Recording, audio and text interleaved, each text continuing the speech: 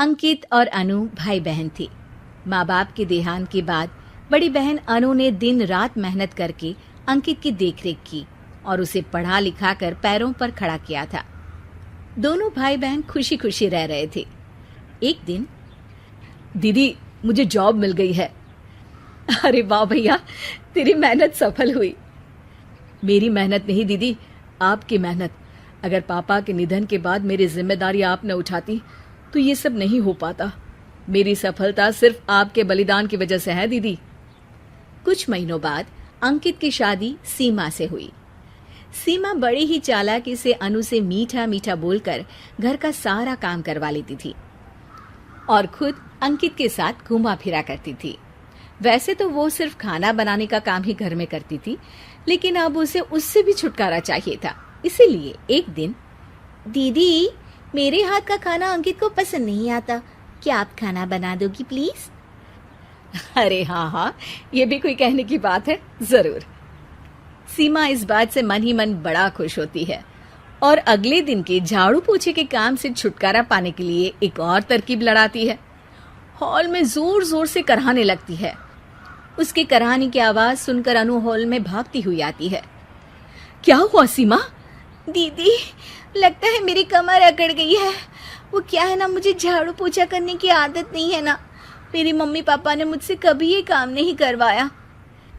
अरे कोई बात नहीं, झाड़ू पोछा ही तो है, मैं कर लिया करूंगी। ऐसे ही धीरे धीरे सीमा ने घर के सारे कामों का बोझ अनु पर डाल दिया। घर का सारा काम अनु करती थी, फिर भी सीमा को अनु से छुटकारा चाहिए था। इसलिए एक दिन वो अंकित के ऑफिस से लौटने से ठीक पहले ढेर सारे कपड़े लेकर धोने का नाटक करने बैठ जाती है। अरे सीमा, इतने कपड़े? अब क्या करूं, अकेली पड़ जाती हूँ। करना तो मुझे ही है ना। अरे दीदी से मदद ले लेती। अच्छा, ताकि सारा जमाना कहे कि भाभी बड़ी ननद से काम करवा रही है। और वैसे भी दीदी ने तो साफ कह रखा है मुझे कि तुम आज जो भी हो सिर्फ उनकी वजह से हो, इसीलिए अगर उनके बनाए इस घर में रहना है तो काम करना ही पड़ेगा। ये सब सुनकर अंकित को बहुत गुस्सा आ गया। उसने अनु को बुलाकर कहा, दीदी ये घर पापा ने बनाया था और इसमें मेरा भी हिस्सा है और मुझे वो चाहिए। ये सुनकर अनु को बुरा तो लगता है, मगर वो दूसरे ही दिन घर का बंटवारा करने के लिए वकील के पास चली जाती है। वहां से लौटते हुए अनु का एक्सीडेंट हो जाता है, जिससे वो दोनों पैरों से अपंग हो जाती है। अब मजबूरन उसकी पूरी देखरेख सीमा को करनी पड़ती है। एक दिन सारे कामों से थक कर सीमा अंकित से कहती है, अजी सुनते हो, अब मुझसे तुम्हारी ये बहन की सेवा ना होगी। अगर कल तक तुम इसका बंदोबस्त नहीं करते तो मैं घर छोड़कर चली जाऊंगी। अरे ये कैसी बातें कर रही हो? इस हालत में वो कहाँ जाएंगी? मैं कुछ नहीं जानती, बस कल ये इस घर में मुझे दिखनी नहीं चाहिए। अंकित अपनी बीवी की जिद के आगे हार मान लेता है और अनु को शेल्टर होम में छोड़ आता है। 3 महीने बाद, अजी सुनते हो, ये आपके लिए एक पार्सल आया है, ये लीजिए। अरे इसमें तो घड़ी है और एक चिट्ठी भी है। दिखाइए तो। अरे वाह, बड़ी ही सुंदर घड़ी है, लेकिन ये आपको भेजी किसने? पता नहीं, शायद चिट्ठी में कुछ लिखा हो। आशा करती हूँ ये घड़ी तुम्हें पसंद आएगी। रक्षाबंधन की बहुत शुभकामनाएं, तुम्हारी दीदी अनु। चिट्ठी पढ़कर अंकित की आंखें भर आती है।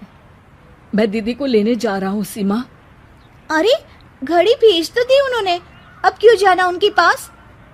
देखा सीमा, दीदी हमसे दूर जाकर भी हमारे बारे में ही सोचती है, और एक हम है जो उनकी सेवा से बचने के लिए उन्हें शेल्टर होम छोड़ा है। तुम्हारी बातों में आकर मुझसे ये क्या पाप हो गया? मैं जा रहा हूँ दीदी को लेने, और जब मैं वापस आऊं तो तुम मुझे हमारे घर में मत दिखना। इतना कहकर अंकित अनु को लेने निकल जाता है। वहां पहुंचकर, दीदी मुझे माफ कर दो, मैं तुम्हें लेने आया हूँ।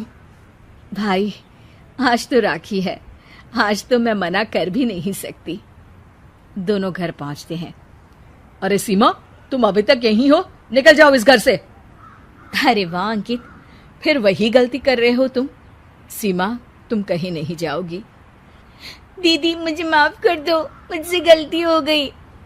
सीमा, आज ये समय माफी मांगने का नहीं है, राखी की तैयारी करने का है। चलो तैयार हो जाओ, तुम्हारे भैया के घर भी तो जाना है ना। ये सुन सीमा अनु के गले लग जाती है।